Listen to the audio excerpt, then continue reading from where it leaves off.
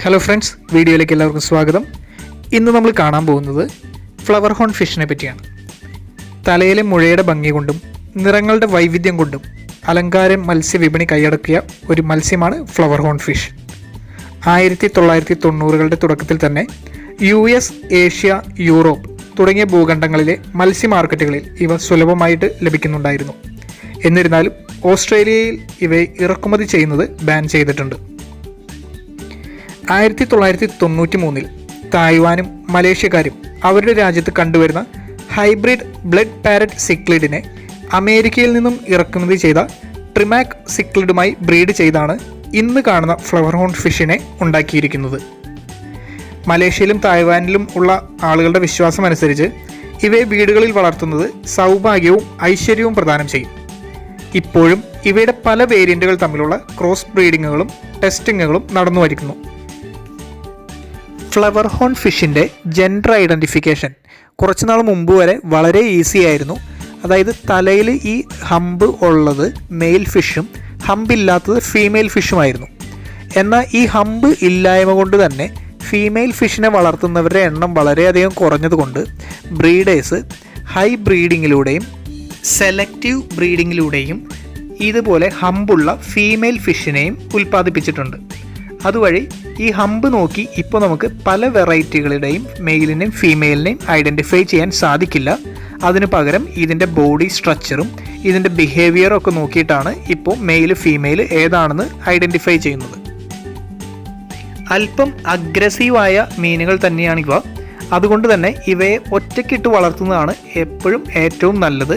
ഇവയുടെ തന്നെ മെയിലിനെയോ ഫീമെയിലിനെയോ പോലും ഇവയുടെ ഒപ്പം ഇടാതിരിക്കുന്നതാണ് എപ്പോഴും നല്ലത്.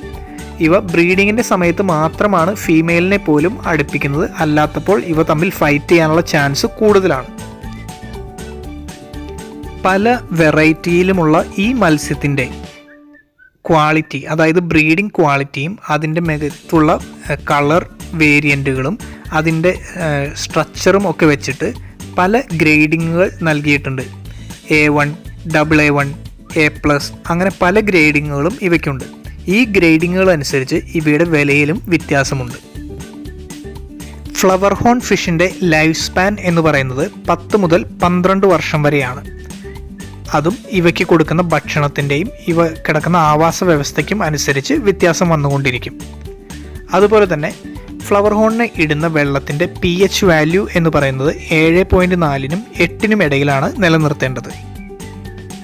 വാട്ടർ ടെമ്പറേച്ചർ എപ്പോഴും 80നും 85 ഡിഗ്രി ഫാരൻഹീറ്റിനും ഇടയിലാണ് നിലനിർത്താൻ ശ്രദ്ധിക്കേണ്ടത്.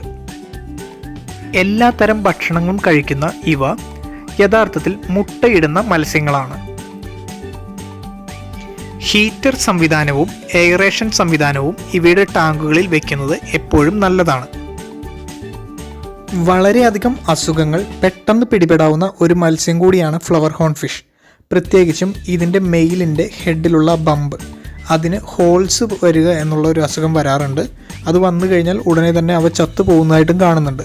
ഇതിനുള്ള മരുന്നുകൾ ഇന്ന് മാർക്കറ്റിൽ അവൈലബിൾ ആണ്. അപ്പോൾ അത് വരാതിരിക്കാനുള്ള മരുന്നുകളും വന്നു കഴിഞ്ഞാൽ ചികിത്സിക്കേണ്ട മരുന്നുകളും എല്ലാം ഇന്ന് അവൈലബിൾ ആണ്.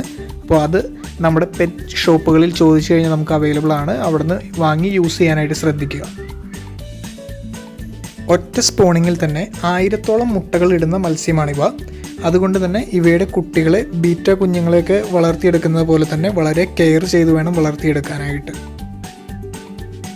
അപ്പോൾ ഫ്രണ്ട്സ്, ഇതൊക്കെയാണ് ഫ്ലവർ ഹോൺ ഫിഷിനെ പറ്റിയുള്ള ചില കാര്യങ്ങൾ.